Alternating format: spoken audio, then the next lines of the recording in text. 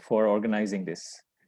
The topic that has been given to me is on oncology clinical trials, objectives and endpoints. And I'm going to take you through this in as practical a way as possible.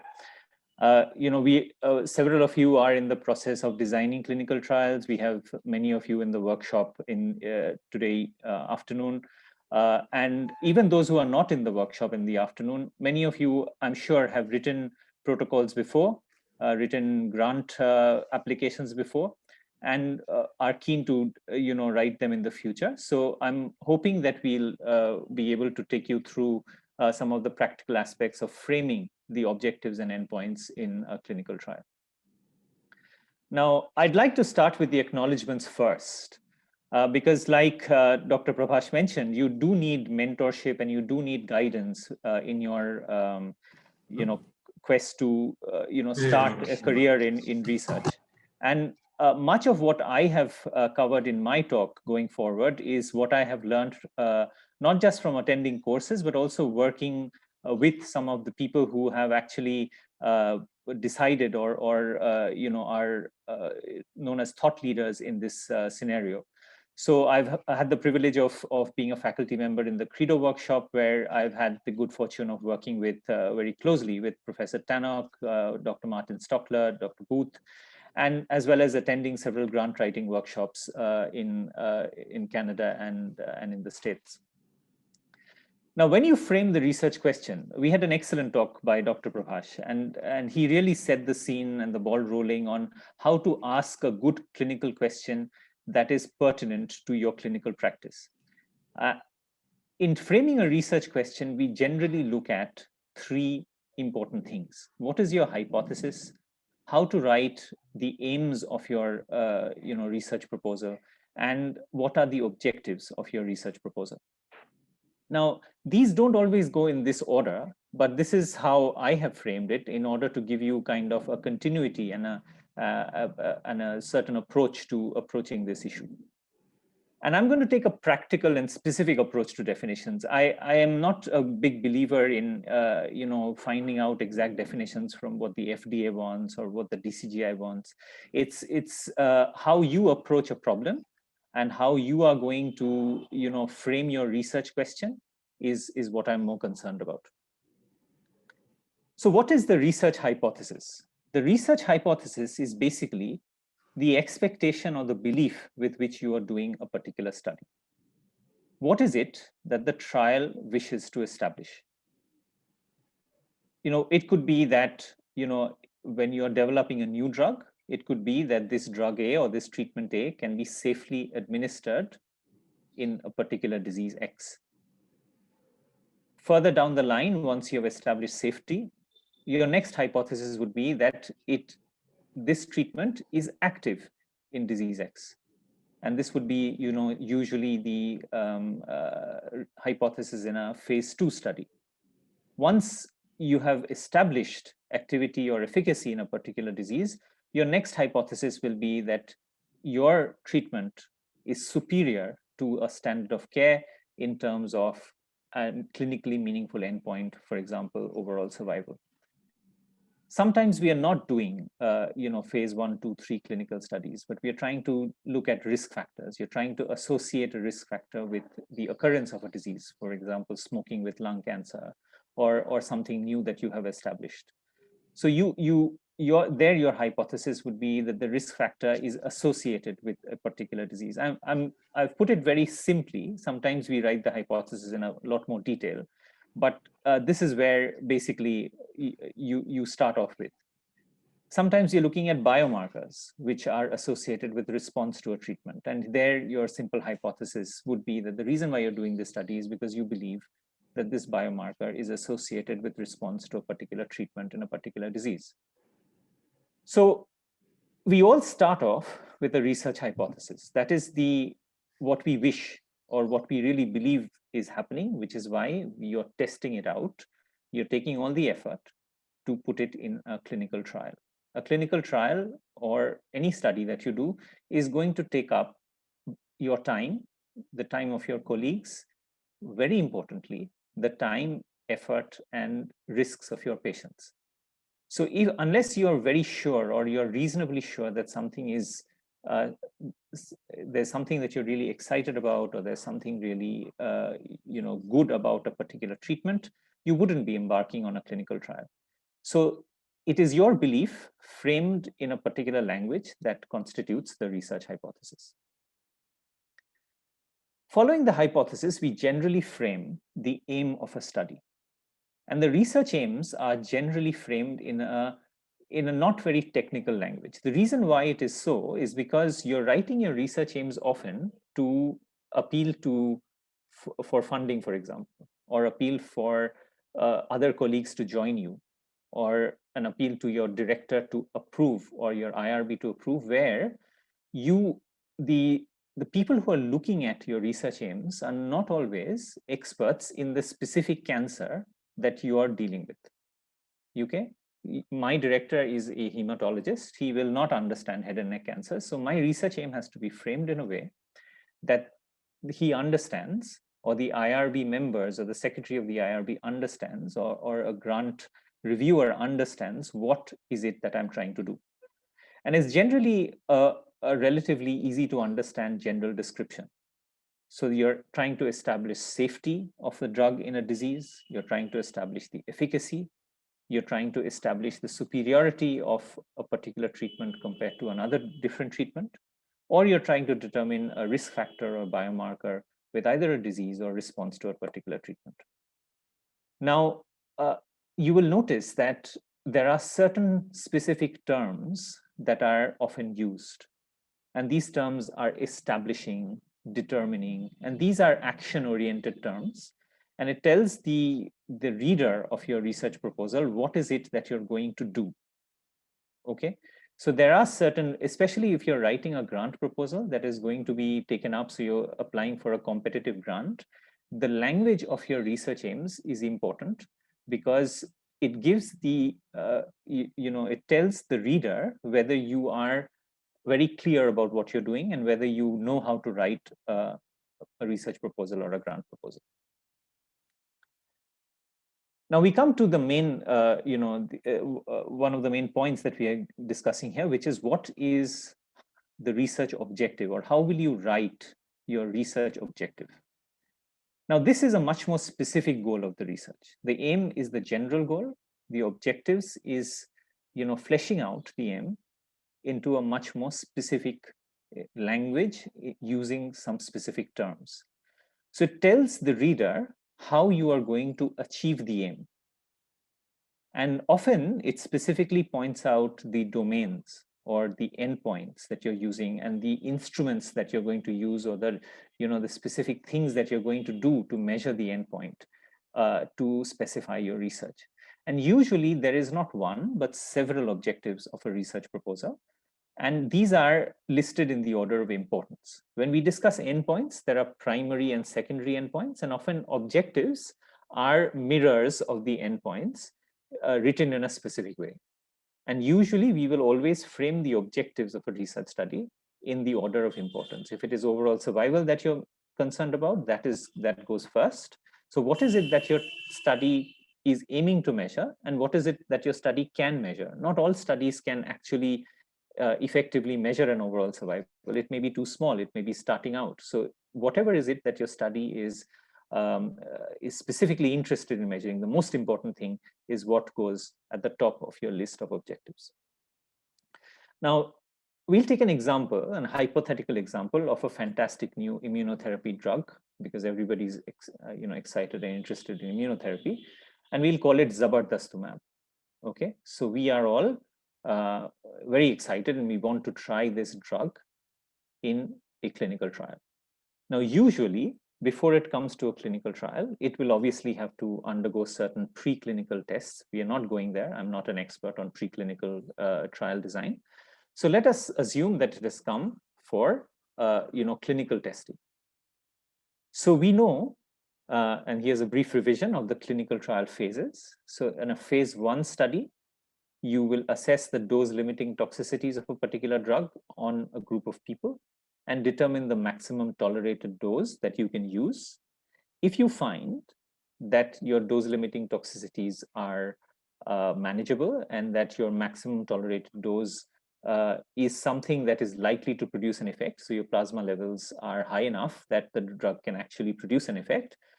This drug or this treatment will then go into a phase 2 study, where your goal is to assess the activity in a particular disease and confirm the safety that you have established in your phase 1 study. Once you have determined that your activity is beyond a certain clinically important level, for example, Dr. Kumar Prabhash in his talk mentioned that with the 3-drug combination, he achieved a response rate of 40%. And in an advanced metastatic setting, 40% is a very good number. Okay, so if you decide that you are going to be interested in further testing this drug or this treatment, if your response rate is, say, more than 20%, then that is what you check in a phase 2 study. If it meets that criteria, then it will go on to a phase 3 study, because a phase 3 study will involve randomization, will involve much more ethical issues, will involve a lot more time, will involve endpoints that are much more long term. So before you actually go on to a phase 3 study, you're going to be very sure about the activity of a drug or a treatment in a phase 2 study. And in a phase 3 study, you compare the clinical benefit versus a standard of care. Very important in terms of designing studies and in terms of interpreting studies, that your standard of care really has to be the standard of care. So not only is the drug or the new treatment that you are trying to establish important, but what you choose as the standard of care is equally important. And here we are going to compare the clinical benefit versus standard of care. For new drugs that have not been used before but have cleared a phase 3 study, the regulatory authorities often require a phase 4 study. A phase 4 study is to measure whether what has been approved after a phase 3 study is actually as effective and as safe as the phase 3 studies showed, but in a real life setting, because a phase 3 study is often designed with certain ineligibility criteria to make it safe. You don't treat it, you often use it for patients who are older, or patients with comorbidities, or patients outside a very controlled environment inside big hospitals. But in a phase 4 study, where you're doing it in many more places, often choosing patients who are a bit older or have more comorbidities, that is when you design a phase 4 study. So depending on, for a new treatment, and here we are more going to restrict ourselves to basically discussing new cancer treatments, your endpoints and your objectives will mirror whether in which phase you're testing your new treatment. So if I'm going to test Zabardastumab in a phase 1 study, then my hypothesis is going to be, is it safe? Now, often we are going to flesh it out and make it a bit more detailed. We're going to say that single agent Zabardastumab is safe in recurrent metastatic non-small cell lung cancer and achieves a certain plasma level that can be tested in a phase 2 study. You can be safe beyond a certain point, but your plasma level could be close to 0, in which case your phase 1 study does not work.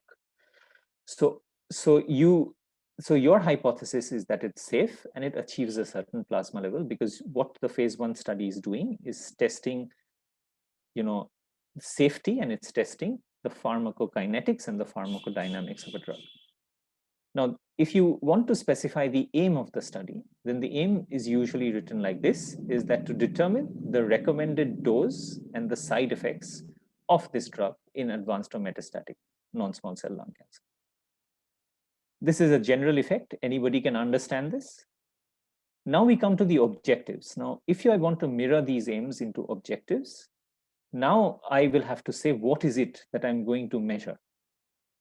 Okay, so the objectives are written in a much more detailed way to determine for Zabardastumab what is the maximum tolerated dose, what are the dose limiting toxicities, what are the adverse events, apart from the dose limiting toxicities, all the adverse events that are based on a certain instrument. And this instrument is the CTCAE version 5. And of course, look at pharmacokinetics and pharmacodynamics of a particular drug.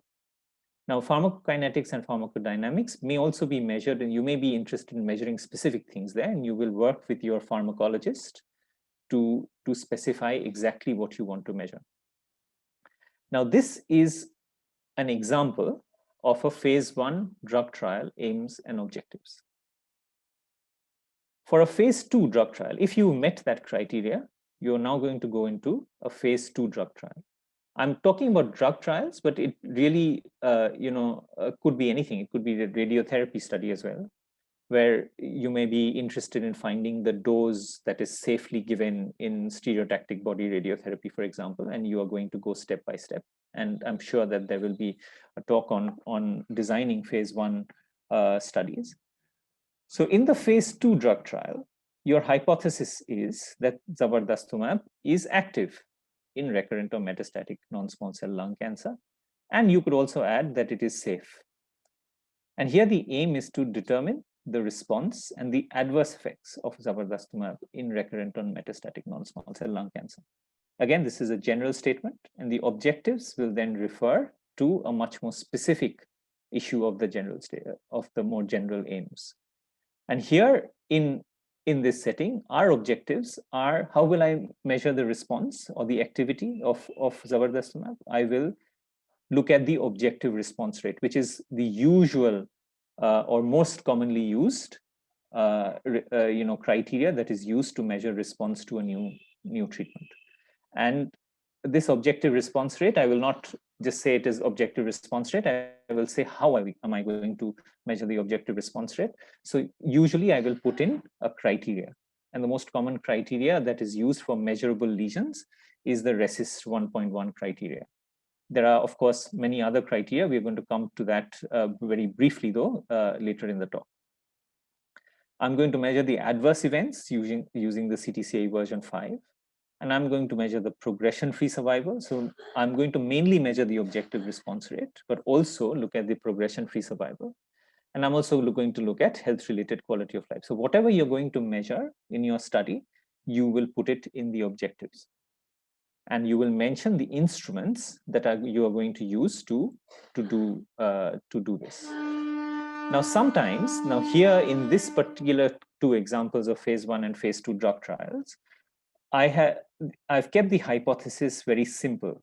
It's zabardastumab is active or zabardastumab is safe in a particular setting. But often, especially if you're going to write for a grant request, you may be asked to write a more specific hypothesis, which means that instead of saying that this drug is active in recurrent or metastatic in non-small cell lung cancer, you may be asked to write that it is active with your pre-specified criteria for what you consider to be a good outcome.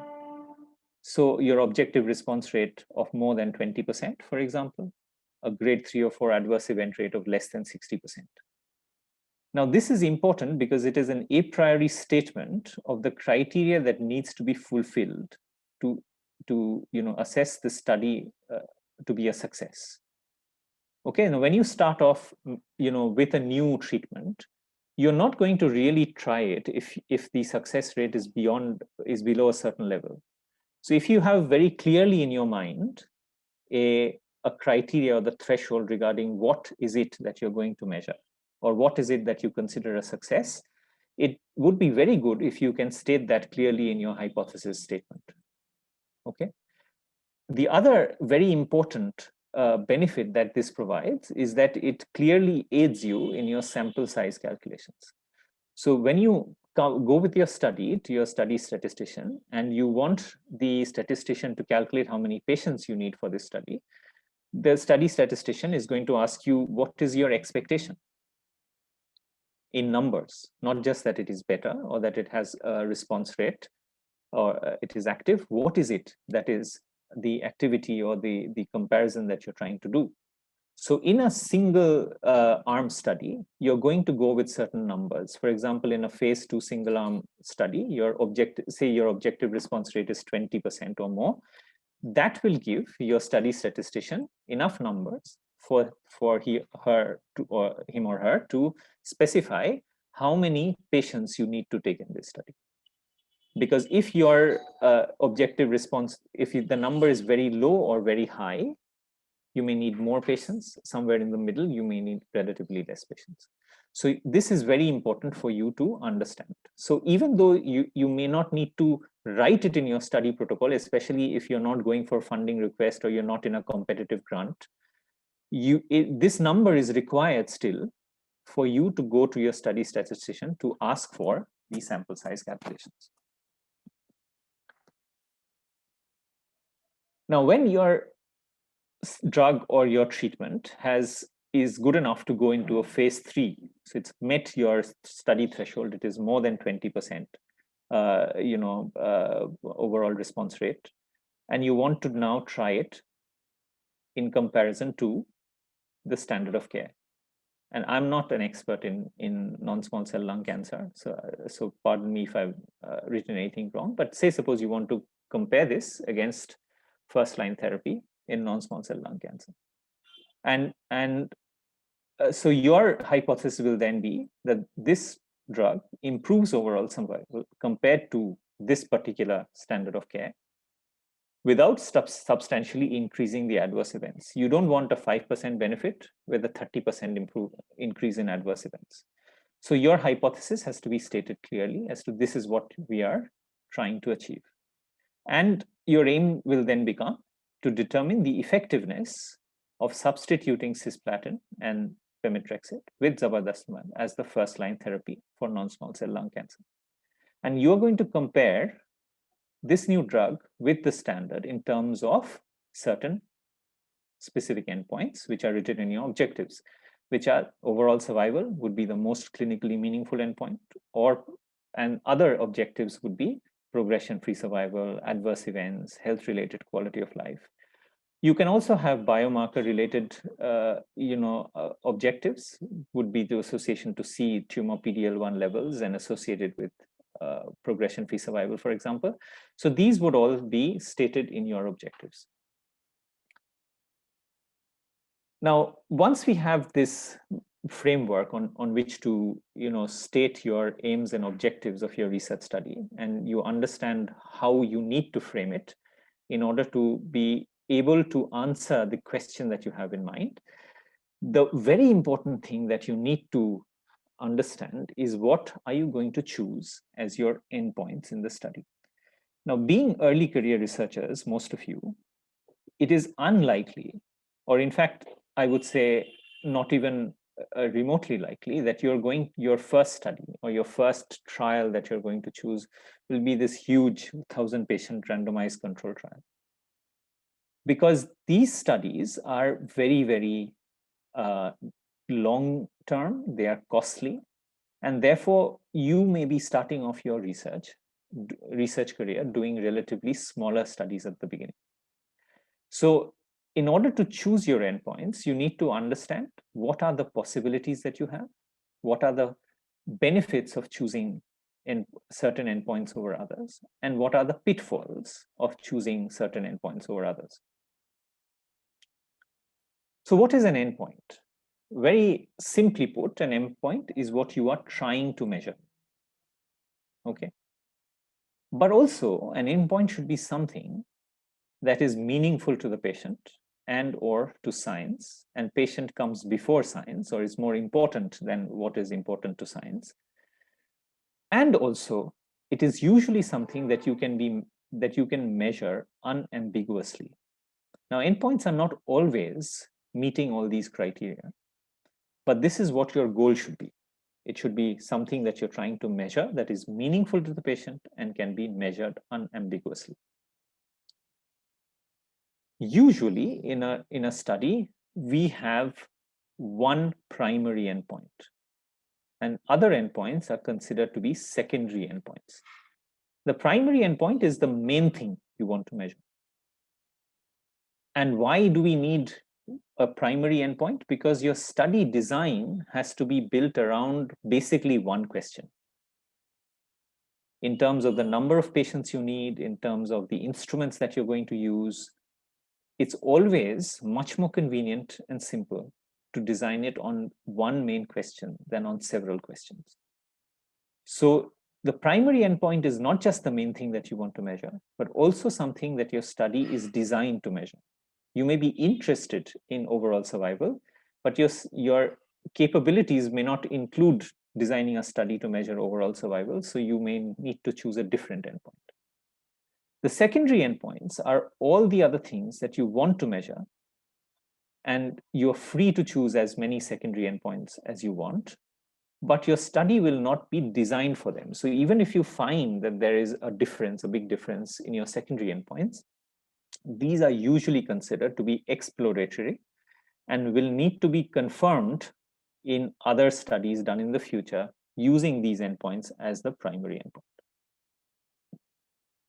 So if you look at phases of clinical trials and endpoints, for the phase 1 study, which is looking at safety and toxicity, your primary endpoints are likely to be the maximum tolerated dose, the schedule of drug, and the pharmacokinetic and pharmacodynamic properties.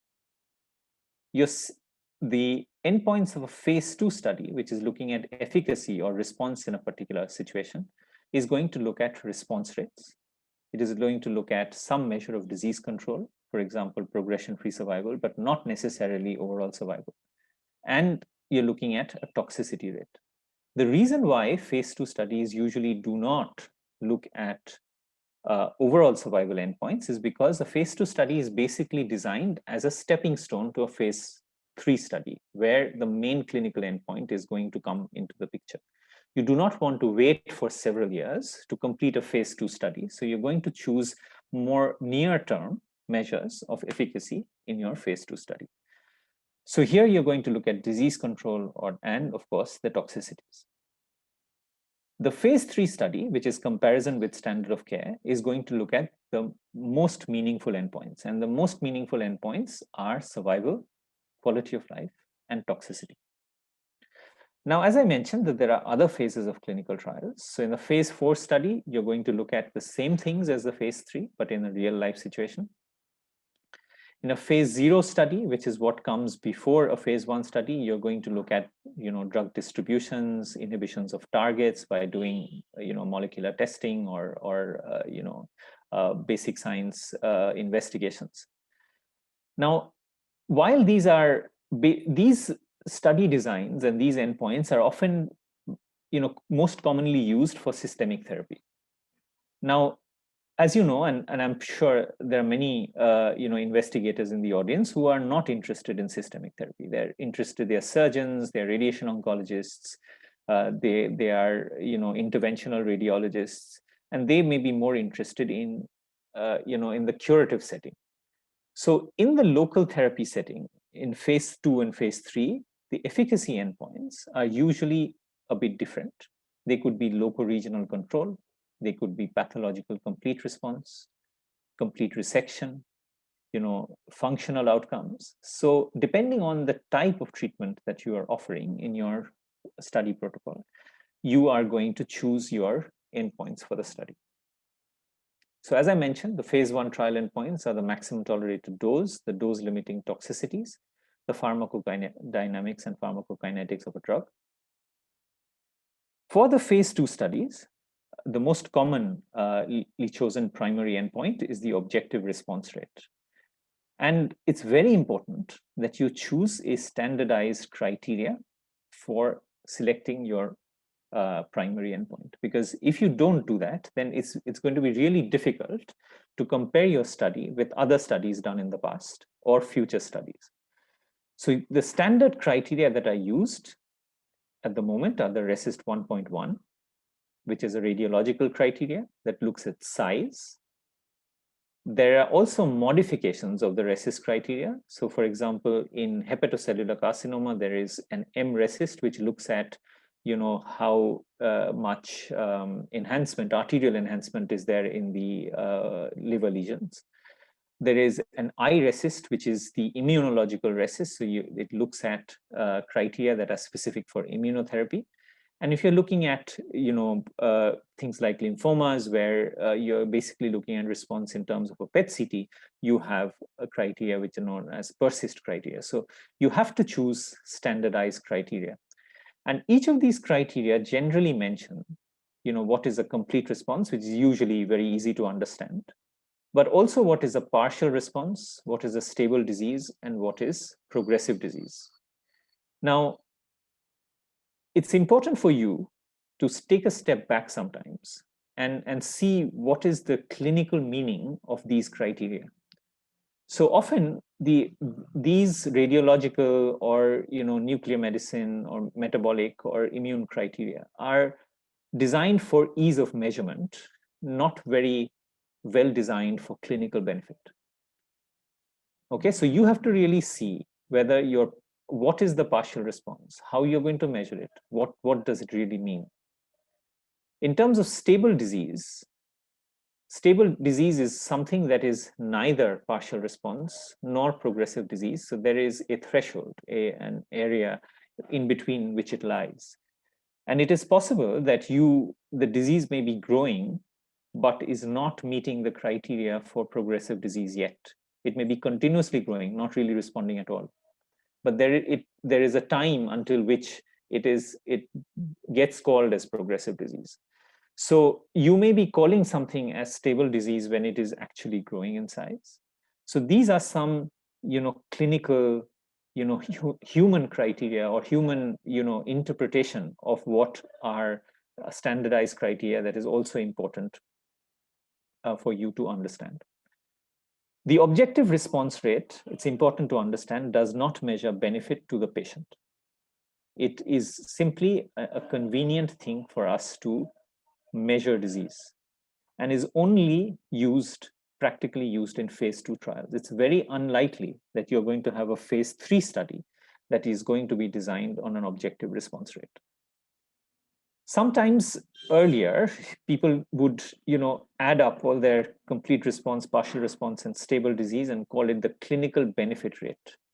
Now, it has to be said that you must exercise caution in doing this, because clinical benefit is what benefits the patient, and the patient may not derive direct benefit from just the disease remaining stable, or a disease reducing in size, but the symptoms not getting better. So the term clinical benefit rate is a bit misleading and is generally not recommended for use in a phase 2 study. Now, when you come to a phase 3 study, you really have to ask what matters to patients. And this is a slide that is taken from a talk by Professor Ian Tannock. And it is something that you must understand as clinical researchers. So what really matters to patients is not the size or number of lesions, but what really matters to them is whether they are living longer or whether they are living better from cancer. And the only appropriate endpoints are overall survival and quality of life. Everything else is a surrogate endpoint. So it's important to understand this, because the vast majority of studies that are performed at the moment are studies which use surrogate endpoints. And it's important for you to understand that you may need to do a study with surrogate endpoints, but what are the caveats and what are the pitfalls of doing that? If the overall survival is the most important endpoint to patients, and this is easy to understand, then why don't all trials measure overall survival? That is because survival times can be long in many situations. And this is especially important in trials of curative or adjuvant therapy, where this is the first treatment, the patient is curable and may live for very long. There may be many treatments that can be given in the interim. So it's really complicated and difficult to measure survival. Cancers with a long natural history, cancers which are slow growing, like prostate cancer, like breast cancer, sometimes colorectal cancer, and the availability of good salvage therapy. Now, because these make the survival times long, it is sometimes impractical to use overall survival as the endpoint. Now, when you're using death as a criteria, much less people will die then will have a disease recurrence within a particular period of time. Now, because your sample size calculation depends on the number of events, so death is an event for overall survival, failure or progression is an event for other situations. So your sample size being based on events, your sample size requirement is much higher when you do a study which is measuring overall survival. So from the sponsors or the investigators' perspective, measuring overall survival means more patients, more time, and more money, which is why it is less commonly used now, although it's very important for us to understand that by not using overall survival as the primary endpoint in a phase 3 randomized control trial, you are really missing out on some real data. OS is also influenced by subsequent therapy. So if then there are good salvage treatments available, OS again, death can be something that happens far into the future and may be difficult to measure. Sometimes, and especially in epidemiological studies, people use something known as cause-specific survival. Now, cause-specific survival is death, but it is death attributable to the disease in question or this cause. And it is basically the probability of surviving a specific cause of death. Intuitively, it sounds very attractive. You know, I'm interested in a drug or a treatment in breast cancer. I'm going to look at survival of breast cancer or death due to breast cancer. Why should I look at death due to anything else?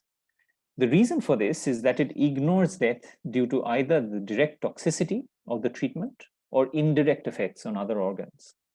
Now, when we do, phase 2 trials, phase 1 trials, we often miss out on long-term toxic effects of drugs. Whether it is a drug or radiation or surgery, any treatment that we give will have effects on other organs and may contribute to them dying, for example, of heart disease or lung disease or liver disease in the future. So if you're looking at survival only due to a cancer, you're going to ignore these other causes of death and it gives you a false sense of effect of a particular drug. Now, failing to use overall survival, the most common surrogate endpoints are these three. This is disease-free survival or relapse-free survival, DFS or RFS. This measures recurrence or relapse or death. So an event is measured as a person dies is an event, or a person has recurrence or relapse is also an event. And disease-free survival and relapse-free survival are used in curative or adjuvant settings. When you're looking at advanced metastatic setting, then we use progression-free survival. Progression-free survival measures death or progression and is the most common endpoint in most of the drug studies that you're going to see in the advanced metastatic setting. We have a much more flexible endpoint, surrogate endpoint also, which is known as event-free survival. And event-free survival allows you to define an event a bit more flexibly. It could be one type of event or a combination of events. It's more commonly used in the curative adjuvant setting, but it's also used in advanced metastatic setting. And this event can be anything. It can be an objective disease-defined event. It could be progression, but it's usually not just one, but it could be a biomarker-defined event, a PSA failure or any other tumor marker-based failure. It could be function defined, like, for example, needing a laryngectomy, or treatment defined as in requiring surgery for, bone pain or radiotherapy for bone pain. So you are left with, several, possible definitions that you can define event-free survival with. And event-free survival is also a very commonly used endpoint in many clinical trials. Now, other event-based definitions, some not all event-based definitions include death. Okay, so you could have an event-based definition endpoint which is known as a skeletal related event, And this is also something that is very commonly used in assessing bisphosphonates, for example, in advanced cancer. So a skeletal related event is defined as a pathological fracture or spinal cord compression or necessity for radiation or surgery to the bone. You could have an operability or an organ preservation endpoint. You could have as an endpoint a resectability rate. You could have as an endpoint laryngectomy or an abdominoperineal resection.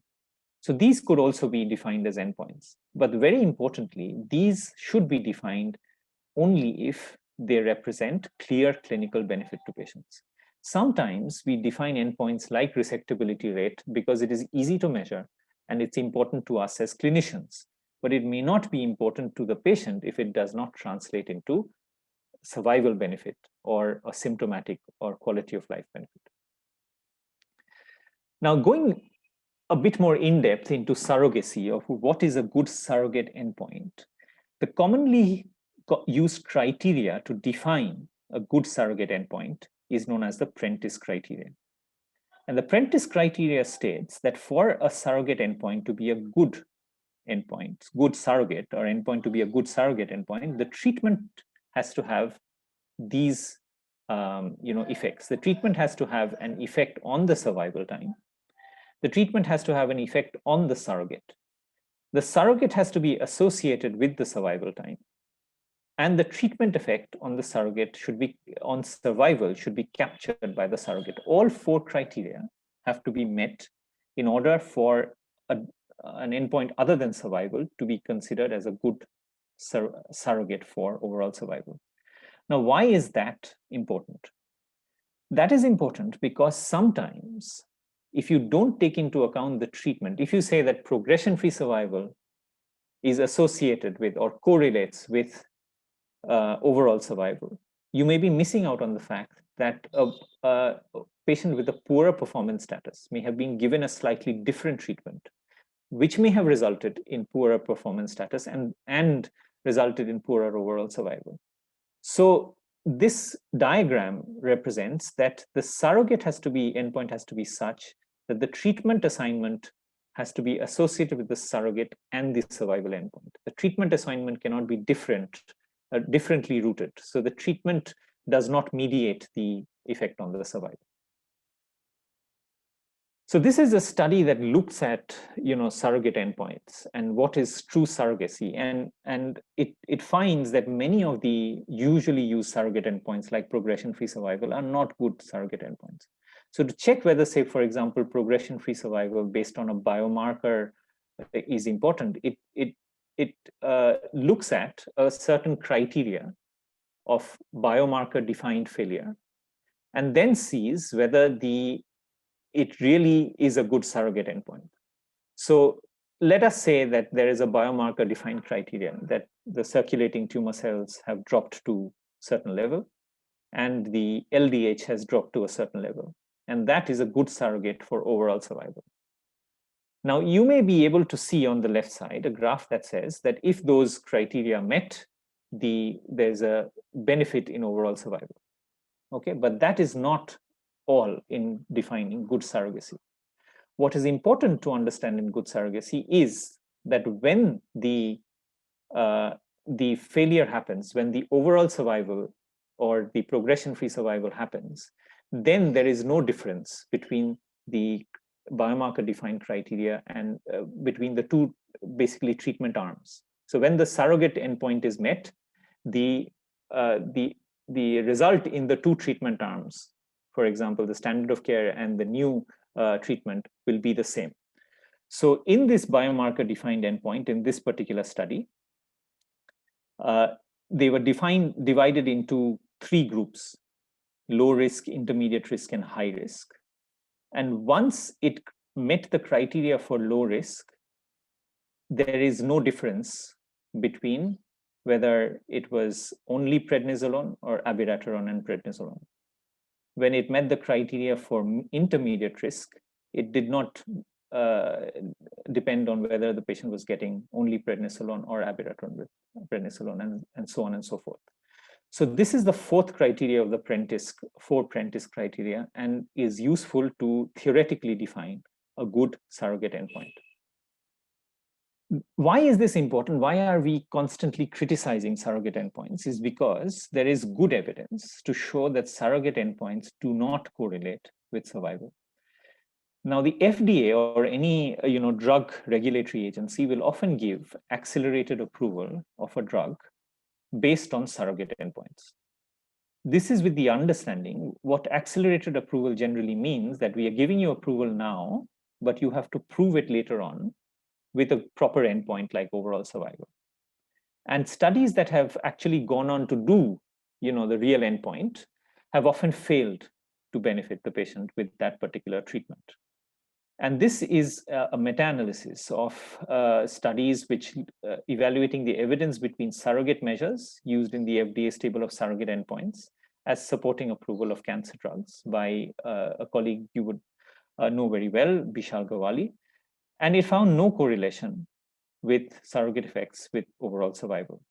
And correlation studies which were done to evaluate pathological complete response, disease-free survival, overall response, objective response rate, and PFS suggests that none of these were correlated with overall survival. This was done in breast cancer. And the only thing that had a weak effect was disease-free survival in HER2-positive early breast cancer. So we must understand that surrogate endpoints are convenient, but they are not always dependable or really good surrogates. Why is PFS not always a good surrogate? Is because progression has limited clinical meaning to the patient if it is associated with symptoms, unless it is associated with symptoms. Reducing progression at the cost of serious or bothersome side effects may not be clinically meaningful to the patient. Time to progression is highly dependent on the timing of assessment. Prolonged progression-free survival does not necessarily lead to increased overall survival. And the association between progression and death may be limited to some cancers and to some situations only. Similarly, biomarker-defined endpoints have not always been found to be effective. This is a similar study done by Bishal, which showed that the duration of response and the response rates did not correlate in non-randomized control trials versus randomized control trials when biomarkers were used as endpoints. So to summarize, when we are using surrogates of overall survival, the advantages are that they have a faster evaluation, approval for and availability for patients. You get to measure more events within the same time, so you get smaller trials, and they're unaffected by salvage treatments. However, the disadvantages are that it may give a false impression of benefit to patients. There is a bias in reporting because your progression may be defined based on how frequently you're testing the patient. So there could be biases of reporting and censoring, and the time of event can be manipulated, not always purposely, but subtly by measuring the endpoint in a different frequency. All of these are generally compared with a hazard ratio, and we have to look at the hazard ratio and its confidence intervals. I'm sure you'll get a statistical talk looking at this. And you will look at the comparison. So hazard ratio is basically comparing risk of developing an adverse outcome, like death or progression in the experimental arm versus the standard arm. It is akin to relative risk, but it's slightly different. It is basically an instantaneous risk. And when you interpret a hazard ratio, you interpret along with its confidence intervals. It means that how much is the reduction in risk with the experimental treatment and how high or low could it be. This is defined within the 95% confidence intervals. You also get endpoints which are related to patient-reported outcomes. So you have to choose a validated PRO instrument, for example, the EORTC-QLQ. This depends on the clinical questions. Your questions have to be specific, and you have to define clinically meaningful response criteria from before. So in such a situation, you should define them from before, as I'm going to check this as clear, benefit if there is a 10-point improvement in a particular subdomain. And don't hesitate to reach out to researchers in this domain, because this is not something that we are often trained to do. For observational studies, which often study association or correlation, either with risk factors and disease or biomarkers with response, the endpoint is often an odds ratio. And again, you'll have to talk to your statistician to define a proper endpoint. This is all from my side. Thank you very much.